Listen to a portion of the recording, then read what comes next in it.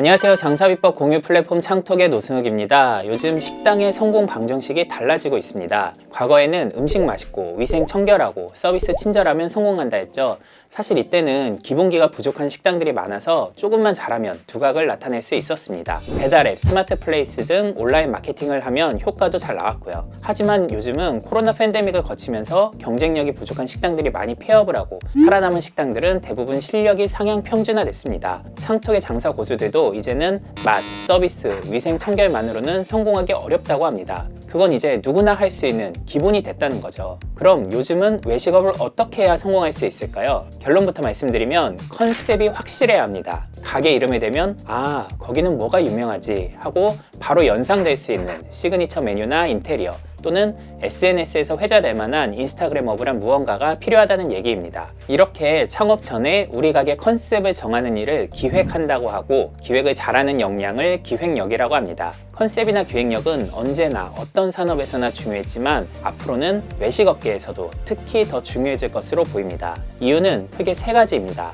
첫째는 앞서 말씀드린 외식업의 상향 평준화입니다. 외식업이 상향 평준화가 되는 대표적인 이유는 식당용 밀키트 제품이 발달한 때문입니다. 식당에서 봉지만 뜯어서 요리할 수 있는 식재료가 다양해지고 가성비도 높아지면서 이를 채택하는 식당들이 많아지다 보니 너도 나도 음식 맛이 비슷해져 가고 있습니다. 대표적인 예가 짜장면인데요. 우리나라 중국집 대부분은 짜장면의 원재료인 춘장을 같은 제조사 제품을 쓴다고 합니다. 그러다 보니 짬뽕이나 탕수육은 전국 5대 짬뽕, 3대 탕수육하며 맛집이 제각각인 반면에 짜장면은 크게 차별화가 되지 않습니다. 그래서 2,900원 짜장면 식으로 가격으로 차별화하는 정도에 그칩니다. 저는 요즘 배달 냉면도 이렇게 짜장면처럼 돼가는 것 같습니다. 냉면은 코로나 때 장사가 어려워진 PC방에서 배달로 판매했을 정도로 식당용 밀키트 제품이 잘 나오는 메뉴입니다. 그러다 보니 배달 냉면을 시키면 맛이 대체로 비슷한 느낌이더라고요.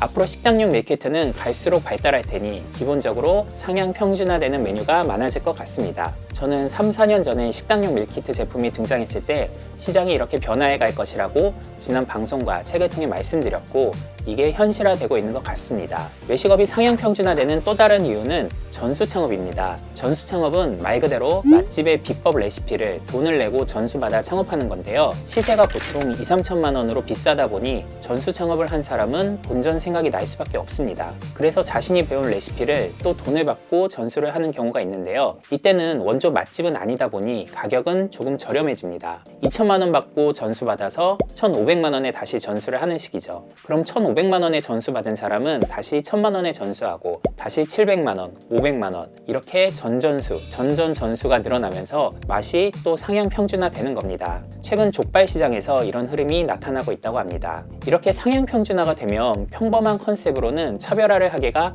갈수록 어려워질 수밖에 없습니다. 컨셉과 기획력이 중요한 두 번째 이유는 손님들이 맛집을 찾는 이유가 다양해지는 때문입니다. 과거에는 말 그대로 음식이 맛있어야 맛집이었는데요. 요즘은 맛집의 의미가 보다 확장되고 있습니다. 감성 맛집, 조명 맛집, 야경 맛집, 심지어 컨셉 맛집이라는 말도 씁니다. 언어는 사회 변화를 반영한다고 하죠. 외식업이 상향 평준화돼서 맛있는 음식은 이제 어딜 가나 즐길 수 있으니 이제 다른 재미를 느끼게 해달라는 고객의 니즈가 이런 신조어에 반영되어 있는 것입니다. 경쟁에서 이기려면 고객의 니즈를 충족시켜야 하고 그럼 우리 가게만의 뾰족한 컨셉을 만들어야겠죠. 컨셉과 기획력이 중요한 세 번째 이유, 다점포나 다브랜드로 확장을 할 때도 컨셉이 뾰족해야 상호 잠식을 피할 수 있습니다. 일례로 인기 브랜드인 런던 베이글 뮤지엄이나 카페 노티드 등은 각각 베이글과 도넛이란 한 가지 카테고리 메뉴를 다양한 메뉴로 변주를 줘서 전문점으로 성공한 사례인데요. 런던 베이글 뮤지엄의 관계자는 최근 한 강연에서 이렇게 말했습니다. 우리는 파리바게뜨 뚜레쥬르처럼 모든 빵을 다 취급하는 토탈 베이커리가 될 생각이 없다. 그건 매우 어려운 비즈니스다.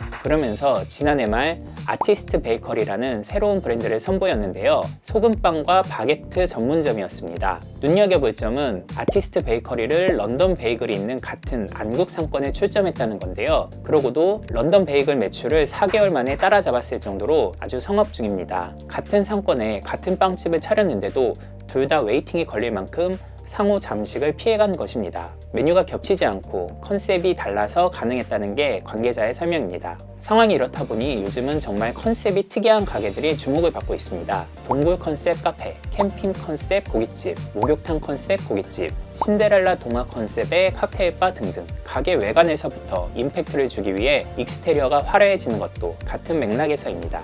고객의 음식 맛 외에도 공간을 즐기거나 SNS에 올릴 인증샷을 찍을 만한 거리를 제공하기 위한 노력이 엿보입니다. 이렇게 컨셉이 확실하면 초기 바이럴 마케팅에도 아주 유리합니다. SNS 입소문은 물론 이색 매장으로 언론의 조명을 받기도 쉽거든요. 볼거리, 즐길거리가 너무나 많은 요즘 같은 시대에는 고객이 처음 방문했을 때 첫인상에서 압도할 수 있는 독창적인 컨셉이 정말 중요합니다. 컨셉 매장이 가장 활성화된 나라는 일본인데요. 손님한테 반말하는 친구 카페, 손님한테 막대하는 가장 불친절한 식당이 화제가 되기도 했죠. 메이드 카페는 워낙 유명하고요. 테마파크도 일본은 단순 놀이기구만 모아놓지 않고 디즈니랜드, 유니버셜 스튜디오, 해리포터 테마파크, 지브리파크, 무민밸리파크, 건담 팩토리 등 캐릭터나 IP를 활용한 컨셉 있는 테마파크가 인기입니다. 이렇게 보면 우리나라도 앞으로 일본을 닮아갈 가능성이 높아 보입니다. 외식업이 상향 평준화된 데다 우리나라도 요즘 키덜트족이 기성세대가 되면서 특이한 컨셉이나 캐릭터에 대한 소비력 있는 계층이 형성된 때문입니다. 그러면서 갈수록 확실한 컨셉을 가진 IP나 캐릭터, 브랜드를 보유했는지 여부가 중요한 경쟁력이 될 것 같습니다. 우리 가게의 차별화된 브랜딩이 점점 더 중요해지는 이유입니다. 인테리어를 활용한 브랜딩 전략에 대해선 저희 주연태 고수가 자영업 트렌드 2024 책에서 자세히 설명하고 있으니 참고하시기 바랍니다. 사실 컨셉이 중요한 건 외식업계만이 아닙니다. 유통업계나 컨텐츠 업계에선 세계관, 유니버스 같은 용어를 쓰며 일찌감치 자기네만의 스토리라인을 어필하려고 노력해왔습니다. 연예계도 컨셉이나 캐릭터가 확실하면 인기를 얻는데 아주 유리해집니다. 최근 영화 범죄도시로 주가를 올리고 있는 배우 마동석 씨, 뉴진스님 윤성호 씨, 다나카상 김경욱 씨 등이 대표 사례입니다. 버럭하는 이미지로 잘 알려진 이경규 씨, 박명수 씨, 프로불참러 조세호 씨 등도 컨셉으로 재미를 본 사례죠. 누군가 이렇게 성공적인 컨셉과 캐릭터를 부여해주면 그 사람한테 고맙다고 할 정도입니다. 지금까지 외식업에서 컨셉이 중요한 이유를 말씀드렸는데요. 그럼 이제 우리 가게만의 컨셉을 세우려면 어떻게 해야 하는지 궁금하실 겁니다. 다음 시간에는 컨셉 매장 선진국인 일본의 전문가들이 꼽은 식당의 컨셉 결정 노하우에 대해서 체계적으로 설명을 드리겠습니다. 도움이 되셨다면 구독과 좋아요 부탁드립니다. 감사합니다.